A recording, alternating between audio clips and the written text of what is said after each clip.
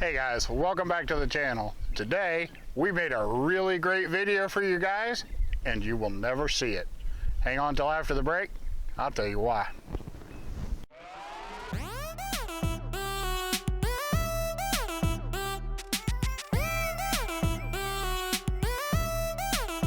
Check it out.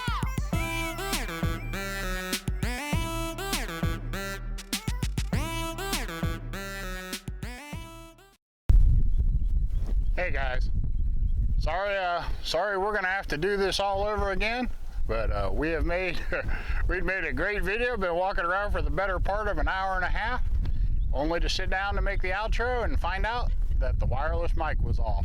So we don't have any audio, and I'm not gonna force you guys to sit and listen to a voiceover recording.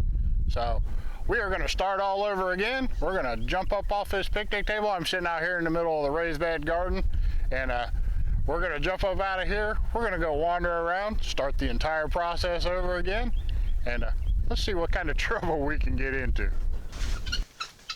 All right, guys. One thing we learned making the first video is that we're gonna have to put up with a little bit of noise. We got some wind going on out here today, and we always got the critters squawking. So you can see the guineas up front here. The ducks are on the other side of the door there. We may even catch a dog wandering back and forth. He likes to keep an eye on everybody. So we'll put up with the noisemakers, and we'll see what kind of trouble we can get into despite their efforts to ruin the video.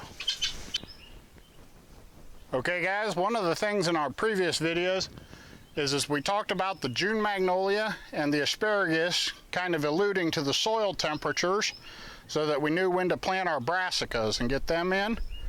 But these are our rhubarb plants. Now rhubarb, it's a little warm here in the south to actually grow rhubarb, so we grow them here on the north side of the house, which means the soil isn't very warmed by the sun. So it's picking up its own natural heat and from the surrounding area and stuff. And when this rhubarb gets ready to go, we know that it's time for a second round of planting of our cool weather crops. But not necessarily our colds like the brassicas, but the things that like it cool and will bolt when it gets hot. So we're going to be planting things like our carrots you've seen us plant in our other videos. It's time for our beets to go in. They enjoy cool nights. And it's also time to put in our radishes, which are really hard to grow. I know a lot of people have trouble growing them. Some people will tell you they're easy, and some people will tell you they're hard, and it's just a matter of chance. But what it is the temperature. A lot of people don't realize that radishes don't like to grow in the warm weather. So you have to grow them early in the spring or late in the fall if you want to have good success with them. And these rhubarb tell us they're pretty good at predicting when the last frost is going to be. We know that they make a rush for the sky after the last frost, so we think we're out of danger here. And we're going to go ahead and get those things planted. And we're going to do it based on the fact that our rhubarb is ready to roll. All right guys, we're out here at the main garden. Just wanted to take a quick look at it. We've got it broke and we're about ready to get started with it. But part of our natural weed retardant plan is to break the garden, let it rain on it, give it a few days, let the weeds sprout again. Then we'll break it again, let it rain on it, we'll break it a third time. But we go ahead and first, the way we keep the weeds out of the garden is the first thing we do is let them grow. We grow as many of them as we can in a short amount of time so that we can kill as many as we can. But that helps keep it down through the rest of the season, makes our weeding easier. And what ones do survive are usually the smaller spindly weeds that have smaller seeds and stuff that come up slow and makes them easy to pull. So we go ahead, that's part of our weed retardant plan, is to go ahead and break this ground 3 times. It's been broke once. We'll break it 2 more quick times after these weeds have popped, and then we'll be ready to plant here in the main garden. All right guys, if you follow along with the channel, you know that the last couple of years we've just had bumper crops of garlic. So what we've done this year is we're not going to plant as much. We've just planted 2 new varieties. So we're going to be growing this softneck garlic here, and then in the far bed down here we're going to be growing some hardneck garlic. So we want to try them out for we enjoy, you know, having a good hardy garlic that can survive in our conditions, but we've gotten past that point now. We're kind of familiar with what we're doing in terms of that, and now we're growing primarily for taste. I want to know how these do, and if we're happy with the taste and stuff, we'll probably go ahead and try to crossbreed these with the garlic that we have. But and that'll take a couple of years, but that's not a big deal. We'll go ahead and grow these out. We want to see how they turn out. We'll let you guys know, and if they're successful and we're happy with them, we'll get a little more in depth with what types we grew and how we processed them. Alright, I think we took a look at the peas getting started coming up in our last video, but they're up a little bit higher now. They're probably a little over an inch tall, inch and a half. Looks like a good crop of them. And we'll swing over here to the other bed. Got a bunch coming up in there too. They'll grow up on these wire hoops here, but we just put one in each bed. But looks like we'll have a good little crop of peas. Both of those beds are coming up, and then Tina was out here the other day and she created 2 more pea boxes. So she was really happy with the way the peas turned out last year, and she wanted to have some extras of them this year. So we're adding 2 of these 40-inch by 40-inch boxes. They're probably 15 inches tall. But we're adding 2 more boxes of peas. These will be a little bit later than the other ones, but that'll give us a good long harvest and time to keep up with it. So that's not a bad thing. But glad to have the 2 extra boxes of peas, and we'll get them up here before it gets too warm. All right, guys, we'll just keep on easing down through here through the raised beds. But these are the snacker onion boxes. Between these 2 boxes, these boxes are about 40 inches wide and 110 inches long. But between the 2 boxes, there are about 650 onions in there. And through the course of the year, we call these snacker boxes. And through the course of the year, we'll eat every other row and every other onion, just in the process of cooking and out here snacking on them. And what that'll do is it'll space the remaining onions out so they can get nice and big and carry on till the end of the season. And you've seen us pull those up in some of our onion harvest videos. We've got a young man named Clifford. He likes to come over here and pull onions with Tita. So you'll probably see Clifford again this year. He likes to come over and get him some onions. But these are the snacker boxes, and they are doing well. If you saw us plant those, we've got a video on those in our gardening playlist. I usually leave a link to the playlist at the end of the videos. But you can go check out how we planted these if you're interested in doing something like this. But it gives us a fresh supply of onions through the year, and then at the end of the year we'll get one big harvest of larvae onions. Hey guys, real quick, while I got you here and I got it on my mind, I'd like you guys to help me with a favor, if you would. Today is a beautiful little 10-year-old girl's birthday. Her name is Hayden, and she is the daughter of our friend Sean over at the Keeping It Dutch channel. If you guys would go over there to Keeping It Dutch, and he's never hard to find. Just type in Keeping It Dutch in the search engine. But if you would go over there, pick any one of his videos, and leave a comment on the video and tell Hayden happy birthday for us. It's Hayden, Hayden, Hayden. She's 10 years old today, and she's got her own channel. While you're over there at the Keeping It Dutch channel, look over there in his little recommended channels, and you'll see Hayden's place. But you can head over there to Hayden's channel, check out some of her videos. She is a Brazilian Jiu-Jitsu nut. We enjoy watching her. She is an absolute beast. Very few of those kids in that competition hold a candle to her when it comes to her skill level and her willingness to listen to her coaches and follow the directions of her dad and the other people around the ring. She is just an amazing, skillful fighter. Just a beast in the ring. So we are really proud of her. We hope she has a wonderful birthday. Tina and I just love that whole family to death. They are some great people, and they have been very supportive of our channel since we began, and we owe them quite a bit. So if you would, head on over to the Keeping It Dutch channel, find any video you want, and throw down a happy birthday for Hayden. I'm sure he'll see it. He loves to read all of his comments. And if you do get a chance, go over there to Hayden's place, and you can find the link right off of his channel over there to Hayden's place, and go check out some of her videos. Tell her happy birthday. Tell her Tina and I sent you, and we hope she has a wonderful 10th birthday. And say hi to Sean and his wife Brandy for us too. Tell them BumbleBee Junction sent you. So we'll get on with this video. I just wanted to throw that in there. If you guys could help us out with that, we'd really appreciate it. Alright guys, we're down here at the end of the raised bed garden, and we're down here by the corn patch. But I wanted you to take a look at these last two boxes here on the ends. On the left there, we've got 9 Lieutenant broccoli plants. We're going to go ahead and let those come up. And then on this half, we've got 4 flat Dutch cabbages in the corners and 2 Brussels sprouts there in the center. But that's 9 broccoli, 4 cabbage, and 2 Brussels sprouts.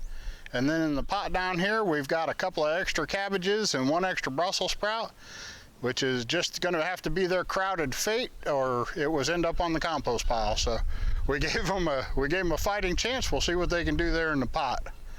But over here we got the same scenario. Down there on the far end, I'll try to sneak over here. Down there on the far end are 9 more broccoli. That's a total of 18.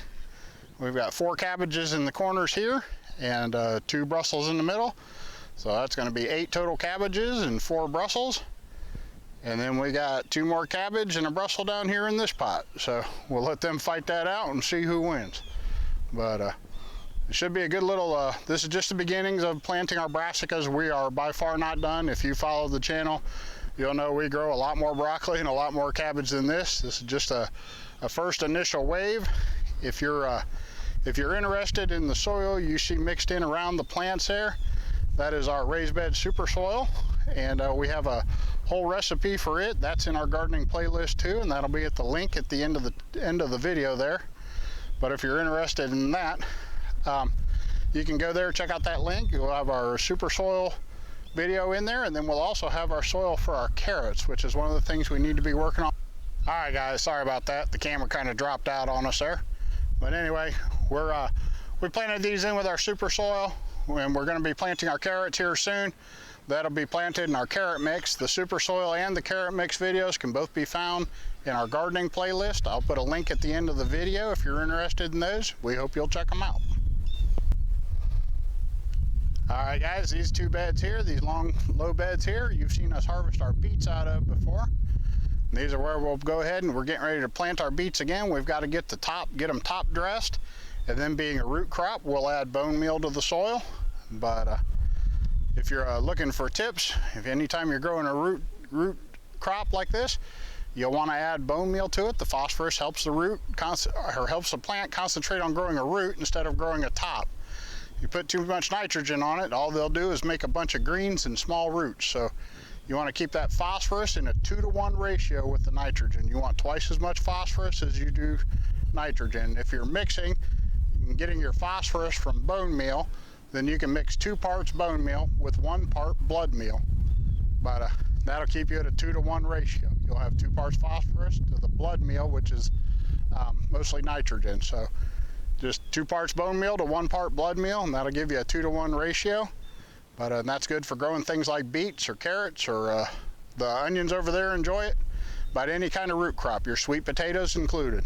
So, or even regular potatoes. So anyway, we'll just, we're gonna get these boxes dressed up here. We'll get them planted in beets. Let's see, the 2 far boxes down there, the tall ones that you see in the distance. We'll plant some radishes down there in one of those. Then we're gonna get that smoker fired up because it just calls to me. But we'll get these beets planted, and then we'll get over here to the carrot boxes, our wooden boxes in the other raised garden. We'll go take a look at those here in a second, but we'll get our carrots planted too. Those should be the next things you see us putting in the ground. All right guys, the wooden raised boxes have had a rough winter and they've looked better, but these are our asparagus boxes here, the 2 asparagus boxes. This is where we normally get our asparagus. You can see the stubs and stobs of the old stalks coming up where they came up last year.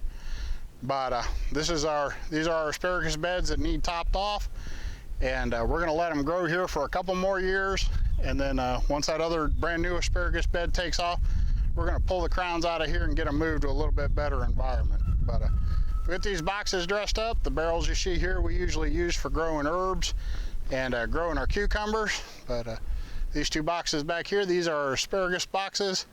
And then the 4 boxes on down through there, those are our carrot boxes. You've seen us grow carrots and harvest carrots out of there before, but we got to get these cleaned up, get them topped off, get the soil prepped again for spring planting, get these weeds knocked down so we're not tripping over them while we're trying to harvest, and quit looking so shabby looking. But we'll get it dressed up and ready to go. All right, guys, last thing, we'll just pop over here real quick, take a look at this asparagus bed. This is the bed we built the other day. If anybody's interested, it is 10 foot by 10 foot. There are 2 4-foot by 10-foot beds and then a 2-foot walkway in the center. But we also made it exactly for the beds are 4 feet center to center on the beams, so that we can cover them with 4-foot landscaping cloth through the winter if we need to. But we can just staple it right down to the wood. So when this bed gets established and this asparagus comes up, you'll see us pull the crowns out of the other 2 existing asparagus beds, and we may move them over here, or we may just find somewhere else to put them. They're good old crowns. Some of them are 8-10 years old. So, but we'll go ahead and get those dug out and you put them to use once these get going. But for right now, we got about a year's worth of letting that asparagus grow and adding soil to these boxes as it grows, so that we can get the crowns further underground.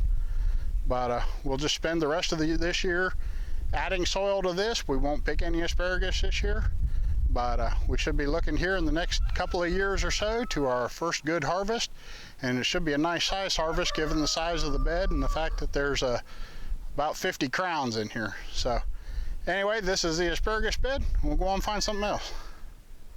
Well, by golly, we just wrap up filming, and up at the end of the driveway, I see Tina has stopped and is getting the mail. She is home. She's been out for the day over to see one of her doctors over there in Knoxville with the VA, but she's made it home and caught us outside filming. So we're gonna get our revenge back on her, and we're just gonna film her and see if she'll wave to us. There you go. But we'll go ahead and let her get settled, and maybe we'll get her in the next video. All right, guys, I appreciate you hanging out with us and putting up with us having to go through and remake the video again. I hope that my frustration didn't interfere too much with the enjoyment of the video. It's just been it's been a long day, and it's hard to get out here and make these videos. So wanted to get out here and get something done, and it was awful disappointing to sit down and realize I hadn't recorded anything that had any sound to it. So just makes for a long day, but we're gonna get in here, get this video uploaded to you guys, and hopefully you'll enjoy it.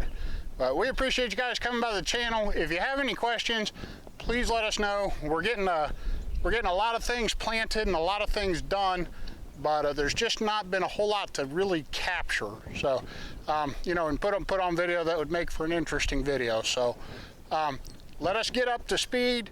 We'll get these gardens going and stuff. There'll be a whole lot more to talk about, and we can get into our different planting methods and things we do to ensure a good crop. But like I said, if you have any questions, please tell us. That's what we're here for. Just if you say, why do you plant garlic the way you do? What do you put on your rutabagas? When do I pick my sweet corn? You ask, we'll try to find you an answer best we can. So if we don't know, we probably know someone who does. So if you would, leave your questions down below. Please give the video a thumbs up. That really helps. Your comments and your thumbs up tell YouTube to show our videos to more people.